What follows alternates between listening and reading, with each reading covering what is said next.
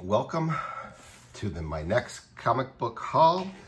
I'll be happy. I'm looking forward to probably about the next 10 minutes. It's not that big of a haul, but I wanted to share and, you know, be able to file these away and go from there. So anyways, we'll start off with this magazine, back issue magazine number 71. Art Atom covers. If you see my other videos, I do like to collect the back issues, the magazines. This one was on my list of ones to get.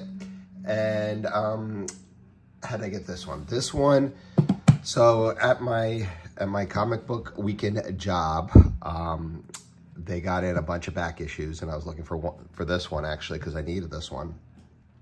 And I'm like, oh yeah, can you put this one aside for me? Can I have it? And then throughout the day, we were talking about, I don't know, a couple of videos ago, I was telling how I completed my Akira run, and I had some extra that came with it.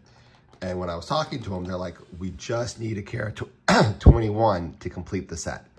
So I was like, oh, I just have a spare of that one. And they're like, well, I'll trade you Akira 21 for back issue magazine number 71. And that's what we did. So I got in a trade. So everyone, they completed their run, and I got a magazine that I really wanted. Came across randomly some Captain Britain comics. These are the UK.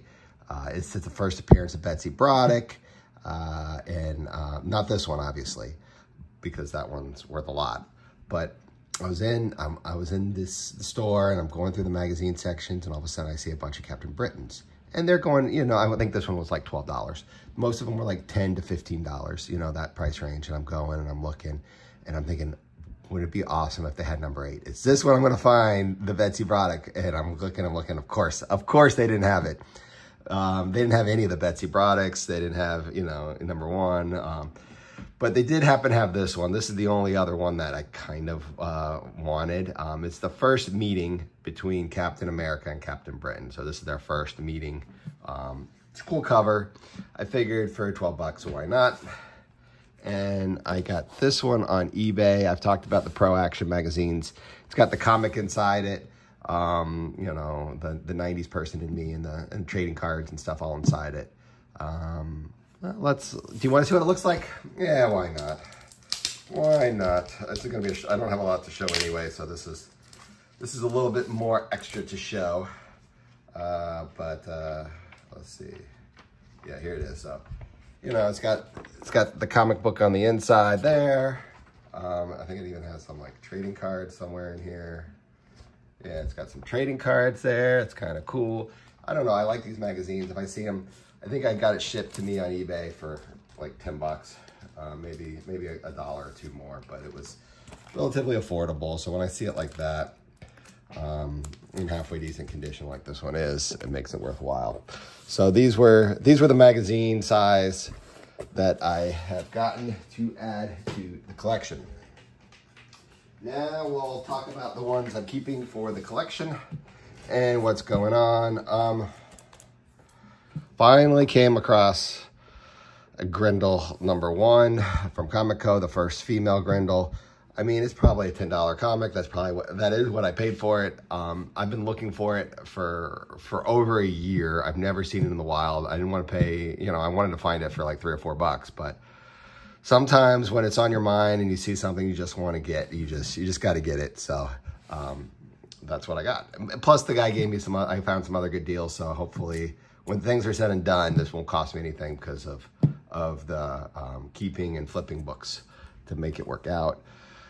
Got Justice League International number 10. This is a first appearance of a Green Lantern in it. I cannot pronounce his name, but it's like Gnort or something like that, I think. He looks like a dog. So thinking of the future of James Gunn's DC universe, you're thinking, oh, maybe, you know, he likes Rocket Raccoon, so maybe he'll do a Green Lantern that's like a dog. I don't know. I thought it was one of those things. It was $3. I'll get it. Same thing with this one. This $3. Green Lantern Corps number 208. It's the first appearance of a character called the Red Rocket. He's like a Soviet fighter pilot or something. So whatever. It was $3. Might as well do it. So I can't remember. I think it was this one I saw at a store for $10. And I'm like, I really needed to complete the run. Should I just get it? But then I'm still missing one. Well, I happened to find, actually, I had 1 and 4. I needed 2 and 3 to complete my run. And these were also $10 a piece. So I figured that's what they go for. I want it. You know, I'll get it. The Avengers JLA. So now I have the run. I just needed those 2, and I really don't want to spend that much for it. This is another one I have always wanted. So I've been looking for it for years, never came across it in the wild. I ended up paying $19 and change to get it shipped to me, you know, taxes, everything, on eBay. So I was like, I'm just going to do it.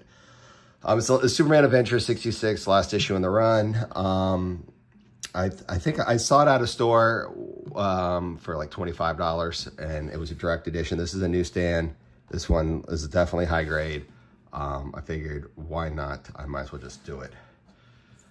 Same thing with this one. I didn't want to miss the bus. I swear I have one somewhere. I've been looking everywhere for it. I know I have another one here somewhere, actually, in the collection that I've had for years. It has to be somewhere. I have to really look for it. But anyways, Authority #1, just didn't want to miss it. I want to say it was between 20 and 25. I got it online. I just had to get it. It's one of those. So I was like, okay, fine. I'll get it. This one here was $3. Amazing Heroes Interviews, just a Todd McFarlane on the cover. So I was like, why not? I'll just get it. Actually, yeah, these next couple books. So I went to, like, sharing my adventures and my travels. So there's this, I don't know, I heard about it. I was at a comic book store and people were talking about the store. And I was like, well, I've never heard of the store because they do a lot of toys and stuff. But I was like, well, the guy said he had comics. So I was like, okay, well, let me just swing by and check it out. I mean, it's kind of in my area. I've never heard of it. I'm going to go and I'll see. So I walk in. Hey, do you have any comics? Oh, yeah, sure, no problem. Yeah, they're in the back. So they're some, you know, half of them just had bags. Other half had no bags or boards. The other half had, you know, bags and boards. There was no prices. They were not in order. There was nothing. It was just on a shelf. So I probably spent about maybe a half hour going through all the boxes looking, you know, it's like, well, whatever. I don't know. You know, I have a feeling it's not, whatever. Well, we'll just go. Maybe I'll find something I really want and I won't care if they tell me, you know, the actual price or whatever. But you never know. You just never know what's going to happen. So whatever. I'm going to play it out. I got nothing to do. So at least now I'll know about the store. So I go. I probably picked maybe about, I think it was around 40 books. And, you know, none of them have price. Some of them are bagged and boarded. And I take them up. I'm like, you know, I'm interested in these.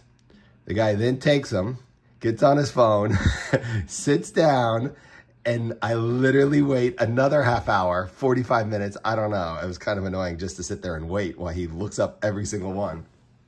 And they weren't priced correctly even. I mean, some of them were, some of them, look, this is so dinged up right here. You can't charge $20 for this book. I'm trying to think what books were in there. A beat up copy of Wizard #4. I think he wanted $20 for it. Okay. A beat up copy, you know, it presented well, but had some spine dings. Detective 583. He wanted like $25 for. Aliens versus Superman, Batman versus Aliens and Predators. They had 1 and 2. He wanted $10 a piece for those, which is probably about the retail price for those books. I don't know, but there was other Haunt books I picked. This one, for some reason, he said was $2, so I bought it. But all the other ones, they wanted $10 for.